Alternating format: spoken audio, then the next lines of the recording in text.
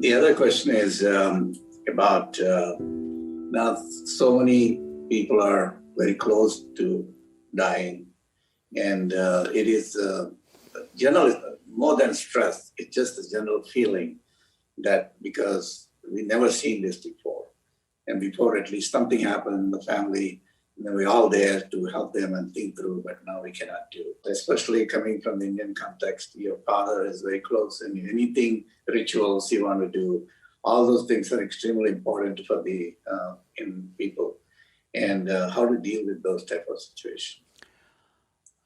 See, these are challenging times.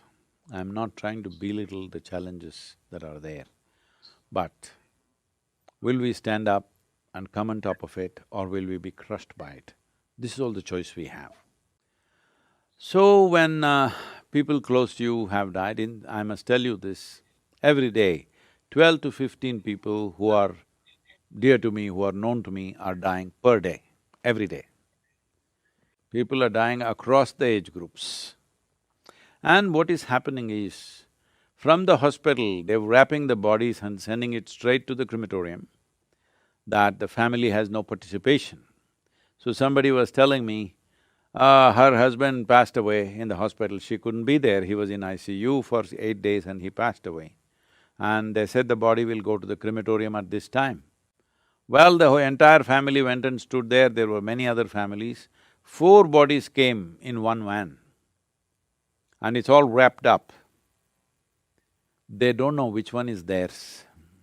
They just stood there not knowing which one is your family. This is not easy because there's no closure in your mind. This is not easy times, these are challenging times.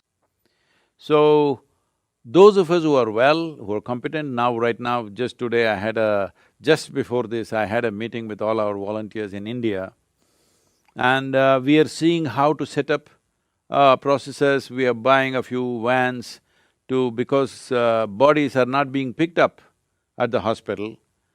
Taxis are unwilling to come, nobody is willing to lend a car simply because they think it'll get infected and whatever.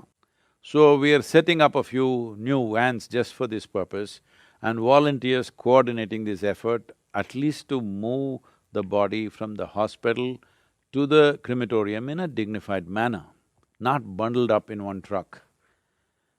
Because handling somebody who was dear to you in your life, at the moment of death, handling with them with some dignity and decency, it's very vital to come to some kind of closure. One thing is we have lost somebody who's dear to us. Another thing is we could not even do these simple duties that we are supposed to do, and for which there is a natural innate longing. It doesn't matter which culture we belong to, everywhere there is a longing to treat our dead with some sense of respect and regard and dignity. So to provide that, we are creating a whole lot of volunteers, we are creating volunteers to support the local administrations wherever possible. One thing we are doing is, the medical personnel, for the population that we have and the number of nurses, paramedics and doctors we have, they are stretched beyond limits, everybody working 14, 15 hours a day for more than 14 months. They are at the verge of breaking down. If medical systems collapse, then the tragedy will be much bigger. So one thing we are trying to do is right now especially in government hospitals, private hospitals may be taking better care of their personnel. We are seeing how to provide nutritious food. In the middle of the night, they want tea, they want some biscuits, whatever they want, we are trying to provide it to whatever extent we can. Please be a part of that and participate. And there are many other services which are being organized like this.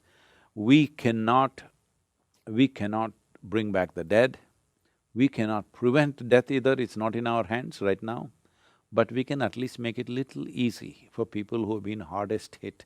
Please be a part of this, participate in whatever capacity